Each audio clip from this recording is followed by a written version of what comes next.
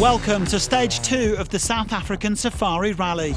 It's time for part 1 of the marathon as we attack the longest special of the week.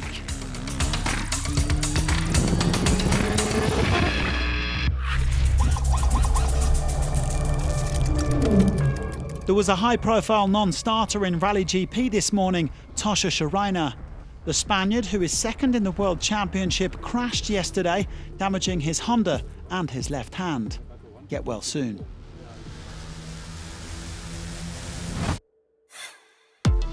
Ross Branch was delighted to get back to winning ways yesterday after what has been a tough 2025 so far.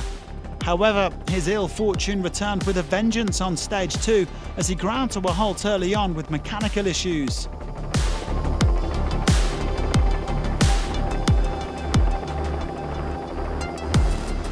Here's what happened. Just unlucky. I hit a big bird and broke the radiator, the oil cooler, and now there's no oil left in the bike. The world champion did make it through, but lost over an hour and a half. It was a better day for his hero teammate, Nacho Cornejo. The Chilean struggles on this kind of terrain, so he spent a few months in Italy practicing on hardpack and enduro-style tracks. 6th place today, but he was some way behind the front runners.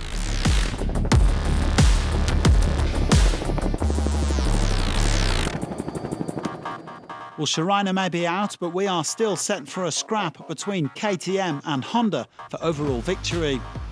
The trio in red couldn't quite match the duo in orange today, coming 3rd, 4th and 5th, but the gaps at the top are tight. Van Beveren is 3rd overall, and he was given time back after stopping to open 1 or 2 closed gates. Brabeck was Honda's top performer on the stage, even if he dropped almost 5 minutes to the winner.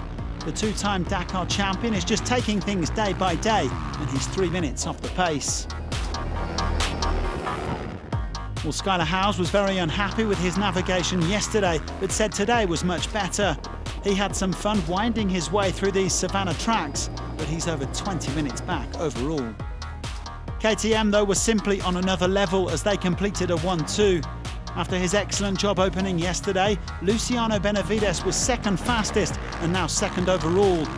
The Argentine determined to secure a podium after coming 4th at rounds 1 and 2. But up in 1st place, and it's becoming a familiar sight this season, was Mr. Daniel Sanders. Chucky already served notice of his pace yesterday after losing a lot of time early on, and today he managed to catch and pass the 2 riders in front of him, Brabeck and Van Beveren. The World Championship frontrunner storming into the overall lead, even if not everything was perfect.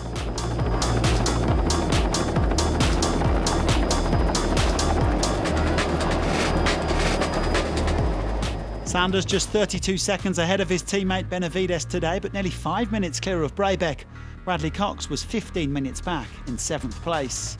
It is looking like a 4-horse race between Sanders, Benavides, Van Beveren and Brabeck.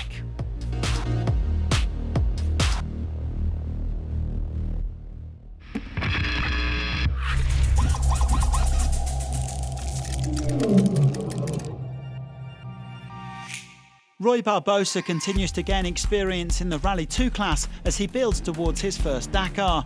The Chilean needs to complete the Safari Rally to rubber stamp his entry for 2026. He admits that navigation is his Achilles heel, but he's a fast learner and he's currently running 5th overall in class. Konrad Dabrowski is a place ahead of him in 4th, having made a solid start to life with the Bass World KTM team. The Pole says it can be pretty hairy going through these sections with the deep grass, but when you can see what's coming up, it's good fun.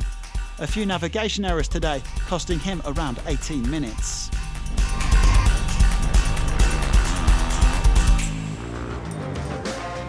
Well, just as Red Bull KTM dominated in Rally GP, they also dominated in Rally 2, with Edgar Canet taking his 2nd consecutive victory. The Spaniard did struggle a bit in the last 40 kilometres or so, but otherwise he was very happy with his pace. Canet winning by 6 minutes 14 from Mike Doherty, with Tobias Ebster completing the podium for Hero. The gaps are starting to open up overall, and Canet looks increasingly like the man to beat.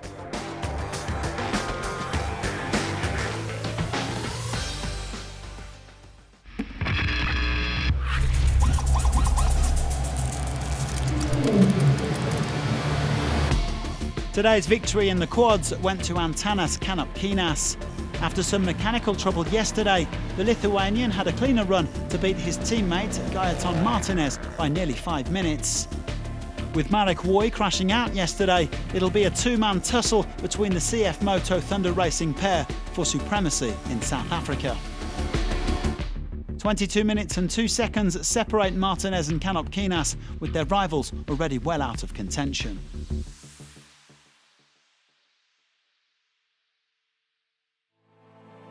Every morning in Rally Raid, riders and drivers head out into the unknown. So how exactly do their teams follow the action? So we're here in the M Sport Ford bivouac. We've had a few cars into the stage. Let's go and have a look around and show you what goes on when the stage is live. Welcome in the Dacia Sound Rider. It's a privilege, I guess, because we never enter nobody inside. So yeah, we've got a mix. 13 people in here, a mix of engineers, sport inside. We have one race engineer by car. He's directly linked with the driver. Once the cars leave here, it's pretty much out of our control of what happens, but it's now a case of following the race. We have just a few information. This is part of the rally head. You have to discover the track, so we don't have any information to not give to the car, and we don't have any link with the car. As I say, it's can be worrying when you see the map stop or a bad split time, but yeah, there's literally nothing we can do at that point. When the car comes back, then obviously that's when the real work starts, particularly for the engineers, looking through all the data of what's happened in the day on the two cars, from the engine side to the chassis side, and the car's then ready to go again for tomorrow.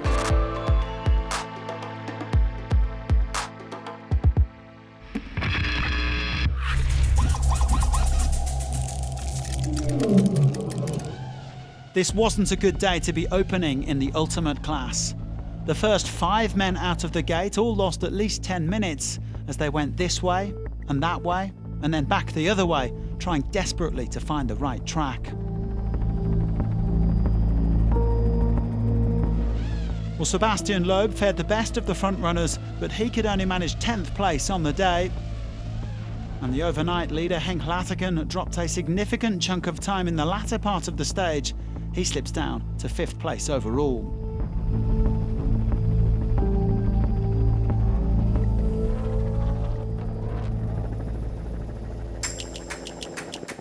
The Ford Raptors of Carlos Sainz and Nani Roma also struggled to find their way, but apart from that, they avoided any major issues. El Matador absolutely thundering his way between the fields. He now sits just 4.5 minutes off the lead.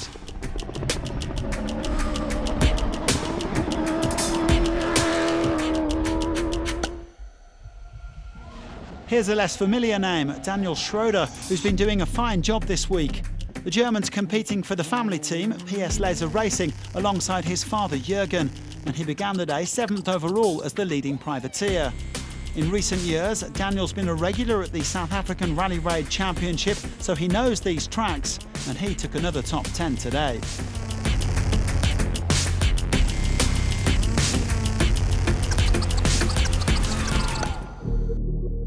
It was certainly better to start further back today and have some rabbits to chase, and between 8th and 10th looked like a bit of a sweet spot.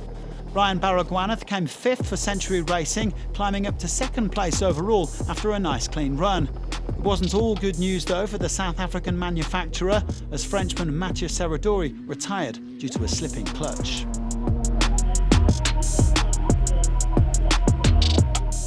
It's no major surprise to see the Toyota Gazoo racing team faring well here in South Africa, and after setting off 10th today, Seth Quintero propelled himself into the overall lead. The young American was 4th quickest on the day, so he'll also have a few lines to follow on stage 3. Talk about getting stuck in.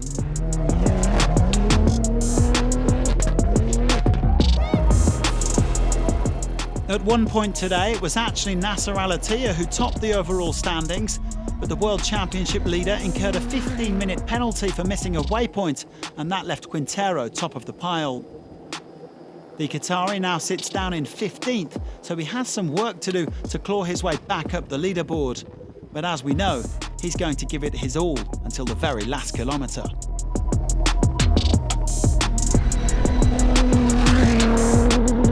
It looked like not easy going, this weekend, but still we have 3 days and we try to do our best. And how about today's stage victory? Well, it appeared to be going to Guillaume de Mévius, who did a brilliant job in the X-Raid Mini. While his teammate João Ferreira was halted by a broken differential, de Mévius was flying, but late penalties once again made the difference. 2 minutes for a missed waypoint, and he had to settle for third. Well, his loss was obviously somebody else's gain, or in this case two somebodies, Sayud Variawa and Guy Botterill. The two SV Racing teammates began the day a long way back and absolutely made the most of it. Variawa, 20th out of the gate, finished just 55 seconds down in second place. Well, Botterill had a bad day yesterday, picking up 17 minutes of penalties for missed waypoints, but this was some way to strike back.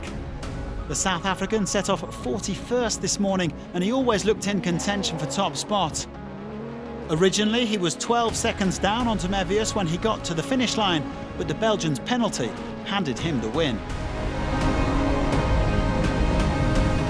Really happy for the team, really happy for my first World Championship win, stage win, so that was really good. Tomorrow is going to be a challenging day opening the road, but we're looking forward to the challenge. A South African 1-2 for Botterill and Variawa, with de Mévius in third.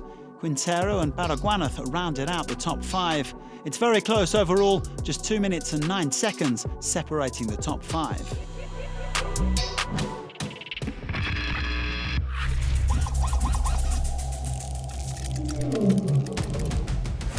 Nicolas Cavigliasso took the Stage 2 honours in the Challenger class. The Argentinian and his co-driving wife Valentina had a bit of misfortune yesterday, but today they charged right back into overall contention. Meanwhile, Dania Akil made the most of penalties elsewhere to jump up to second place.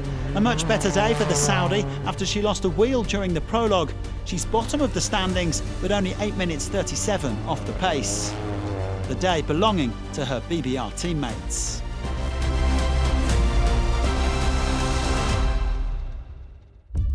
Khalifa al-Attiyah was third ahead of Pau Navarro and David Zille, who both got 2-minute penalties. It is super close though, with only a minute and a half separating the top 3.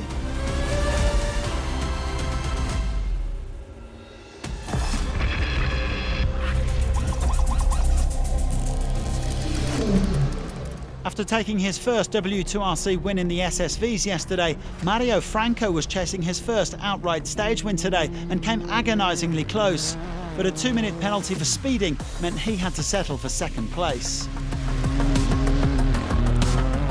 Instead, the victory went to Alexander Pinto and Bernardo Oliveira, who bounced back brilliantly after damaging their suspension arm yesterday.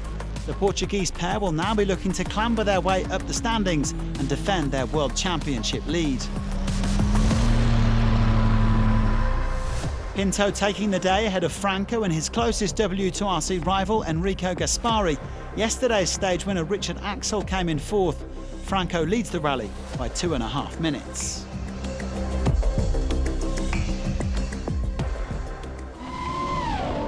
The marathon continues tomorrow on Stage 3, so do join us then, and thanks for watching.